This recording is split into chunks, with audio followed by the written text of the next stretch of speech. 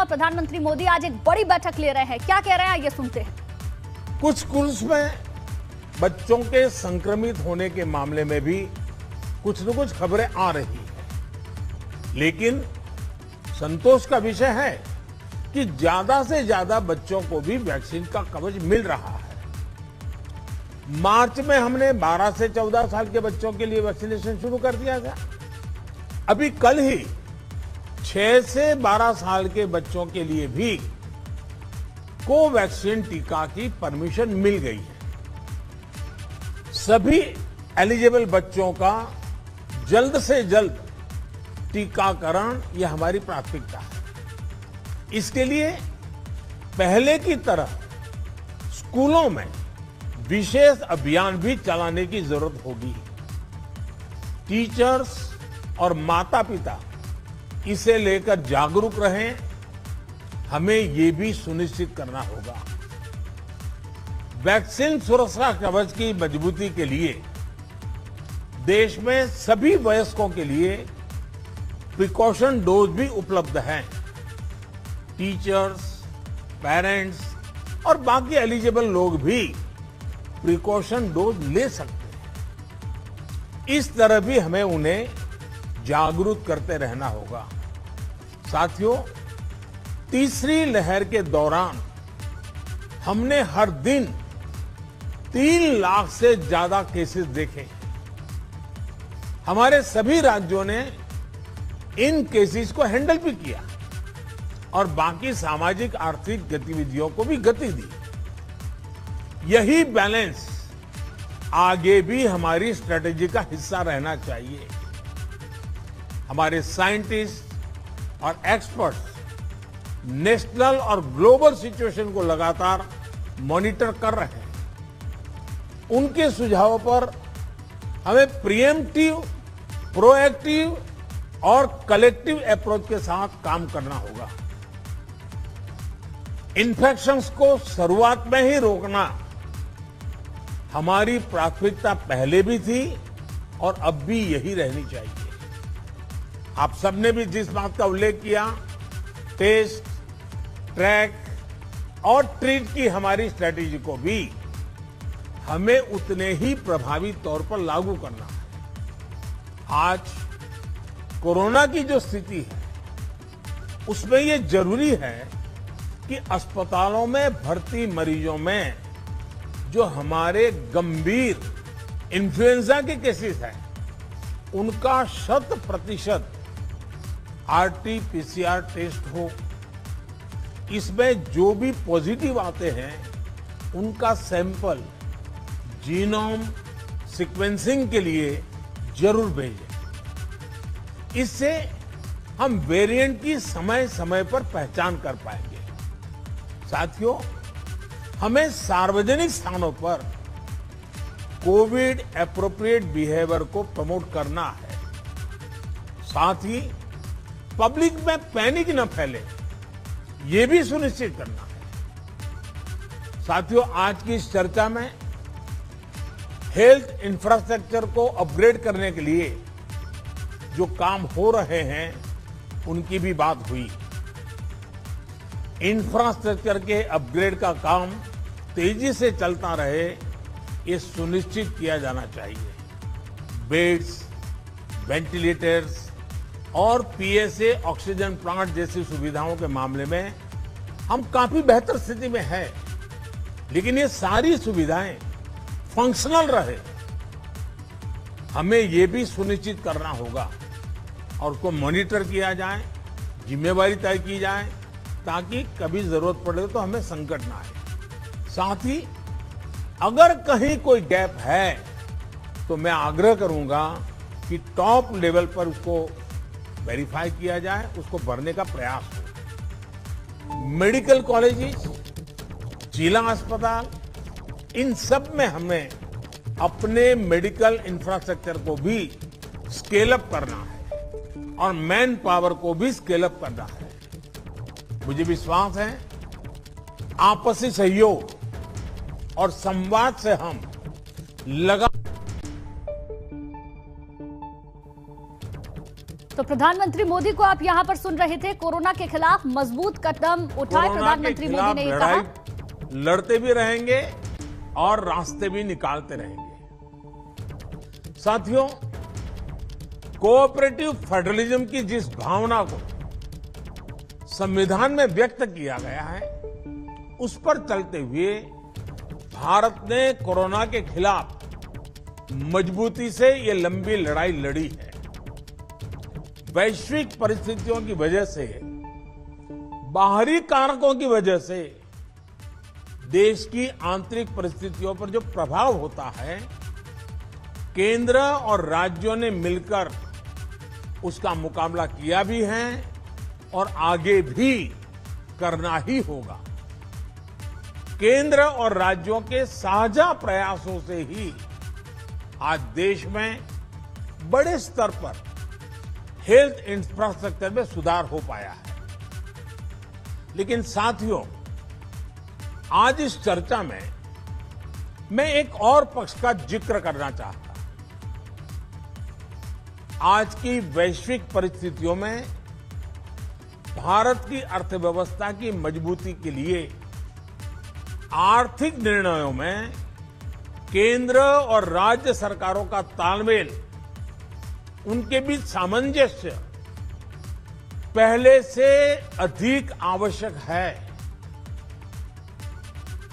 आप सभी इस बात से परिचित है कि जो युद्ध की परिस्थिति पैदा हुई है और जिस प्रकार से सप्लाई चेन प्रभावित हुई है, और ऐसे माहौल में दिनों दिन चुनौतियां बढ़ती जा रही हैं। ये संकट, वैश्विक संकट, अनेक चुनौतियां लेकर के आ रहा है। ऐसे संकट के समय में केंद्र और राज्यों के बीच तालमेल को, कोऑपरेटिव फेडरलिज्म की भावना को और बढ़ाना अनिवार्य हो गया है। अब मैं एक छोटा सा उदाहरण देता हूं। जैसे पेट्रोल डीजल की कीमतों का एक विषय हम सबके सामने है। देशवासियों पर पेट्रोल डीजल की बढ़ती कीमत का बोझ कम करने के लिए केंद्र सरकार ने एक्साइज ड्यूटी में कमी की थी। पिछले नवंबर महीने में कम की थी। केंद्र सरकार ने राज्यों से भी आग्रह किया था कि वो अपने यहां टैक्स कम करें और ये बेनिफिट नागरिकों को ट्रांसफर करें। इसके बाद कुछ राज्यों ने तो भारत सरकार की इस भावना के अनुरूप यहां टैक्स कम कर दिया, लेकिन कुछ राज्यों द्वारा अपने राज्य के लोगों को इसका कोई लाभ नहीं दिया गया। इस वजह से पेट्रोल डीजल की कीमतें इन राज्यों में अब भी दूसरों के मुकाबले कहीं ज्यादा है। ये एक तरह से इन राज्यों के लोगों के साथ अन्याय तो है ही, साथ ही पड़ोसी राज्यों को भी नुकसान पहुंचाता है। स्वाभाविक है कि जो राज्य टैक्स में कटौती करते हैं, उन्हें राजस्व की हानि होती है। जैसे अगर कर्नाटका ने टैक्स में कटौती नहीं की होती तो उसे इन 6 महीनों में 5,000 करोड़ रुपए से ज्यादा का राजस्व मिलता। गुजरात ने भी टैक्स कम नहीं किया होता तो उसे भी 3,500-4 हजार करोड़ रुपए से ज्यादा का राजस्व और मिलता। लेकिन ऐसे कुछ राज्यों ने अपने नागरिकों की भलाई के लिए, अपने नागरिकों को तकलीफ न हो इसलिए अपने वेट में, टैक्स में कमी की, पॉजिटिव कदम उठाए। वहीं गुजरात और कर्नाटक के पड़ोसी राज्यों ने टैक्स में कमी न करके इन 6 महीनों में 3,500 करोड़ रुपए से लेकर के 5-5.5 हजार करोड़ रुपए तक अतिरिक्त राजस्व कमा लिया। जैसा हम जानते हैं कि पिछले साल नवंबर महीने में वैट कम करने की बात की थी, सबको मैंने प्रार्थना की थी। लेकिन कई राज्य, मैं यहां किसी की आलोचना नहीं कर रहा हूं, मैं सिर्फ आपसे प्रार्थना कर रहा हूं, आपके राज्य के नागरिकों की भलाई के लिए प्रार्थना कर रहा हूं। अब जैसे उस समय 6 महीने पहले कुछ राज्यों ने बात को माना, कुछ राज्यों ने नहीं माना।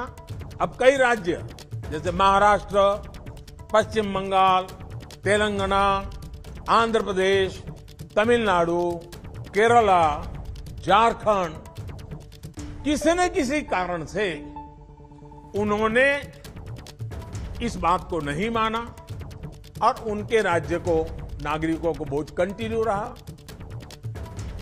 मैं इस बात में नहीं जाऊंगा कि इस दौरान इन राज्यों ने कितना रेवेन्यू कमाया, लेकिन अब आपसे मेरी प्रार्थना है कि देश हित में आप पिछले नवंबर में जो करना था, 6 महीने डिले हो चुका है, अब भी आप अपने राज्य के नागरिकों को वैट कम करके इसका बेनिफिट पहुंचाइए।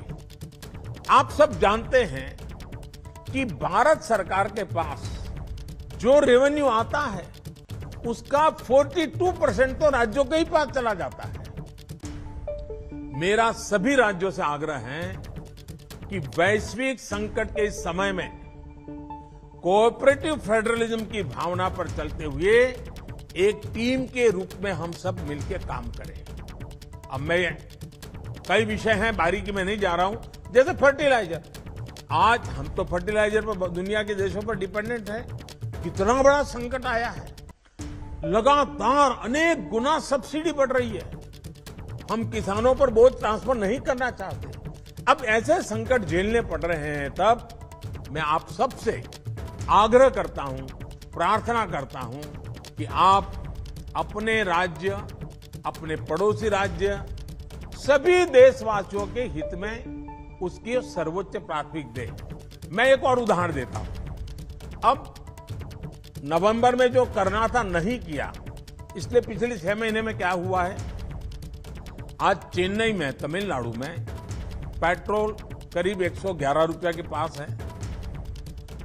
जयपुर में 118 से भी ज्यादा है। हैदराबाद में 119 से ज्यादा है। कोलकाता में 115 से ज्यादा है। मुंबई में 120 से ज्यादा है। और जिन्होंने कटौती की, मुंबई के ही बगल में दीव दमन में 102 रुपया है। मुंबई में 120, बगल में दीव दमन में 102 रुपया। अब कोलकाता में 115, लखनऊ में 105, हैदराबाद में 120 करीब, जम्मू में 106, जयपुर में 118, गुवाहाटी में 105, गुड़गांव में 105 है। देहरादून, छोटा राज्य हमारा उत्तराखंड, 103 रुपया। मैं आपसे आग्रह करता हूं कि आप 6 महीने, भले जो कुछ भी आपका रेवेन्यू बढ़ा आपके राज्य के काम आएगा, लेकिन अब पूरे देश में आप सहयोग कीजिए। ये मेरी आपको विशेष प्रार्थना है। आज साथियों, एक विषय और जिस पर भी मैं अपनी बात आज कहना चाहता हूं। देश में गर्मी तेजी से बढ़ रही है और समय से पहले बहुत गर्मी बढ़ रही है, और ऐसे समय में हम अलग अलग स्थानों पर आग की बढ़ती हुई घटनाएं भी देख रहे हैं। जंगलों में, महत्वपूर्ण इमारतों में, अस्पतालों में आग की कई घटनाएं बीते कुछ दिनों में हुई है। हम सबको याद है वो दिन कितने पीड़ादायक थे जब पिछले साल कई हॉस्पिटलों में आग लगी, और वो बड़ी दर्दनाक स्थिति थी। बहुत मुश्किल समय था वो। अनेक लोगों को इन हादसों में अपनी जान गंवानी पड़ी। इसलिए मेरे सभी राज्यों से आग्रह है कि अभी से हम विशेषकर हॉस्पिटलों का सेफ्टी ऑडिट करवाएं, सुरक्षा के इंतजाम पुख्ता करें और प्राथमिकता के आधार पर करें। ऐसी घटनाओं से हम बच सके, ऐसी घटनाएं कम से कम हो, हमारा रिस्पांस टाइम भी कम से कम हो, जान माल की हानि ना हो, इसके लिए भी मैं आपको आग्रह करूंगा कि आप अपनी टीम को विशेष रूप से इस काम पर लगाइए और बिल्कुल मॉनिटरिंग कीजिए ताकि देश में कहीं हादसा न हो, हमारे निर्दोष नागरिकों को जान न गंवानी पड़े। साथियों, आप सभी ने समय निकाला, इसके लिए मैं एक बार फिर आप सबका आभार व्यक्त करता हूं और हमेशा मैं आपके लिए उपलब्ध रहता हूं। कोई भी जरूरी सुझाव आपके होंगे तो मुझे अच्छा लगेगा। मैं फिर एक बार आप सबका बहुत बहुत धन्यवाद करता हूं। तो प्रधानमंत्री नरेंद्र मोदी को आपने यहां पर सुना, जहां वो सभी राज्यों के मुख्यमंत्री के साथ बैठक ले रहे थे। कोरोना को लेकर भी उन्होंने चर्चा की, इसके साथ साथ पेट्रोल डीजल के बढ़ते दामों को लेकर भी चर्चा की और अपनी बात को खत्म करने से पहले उन्होंने बढ़ती गर्मी पर भी चर्चा की। साथ ही साथ उन्होंने ये कहा कि अब आग की घटनाएं बढ़ती जा रही है, समय से पहले गर्मी हो रही है।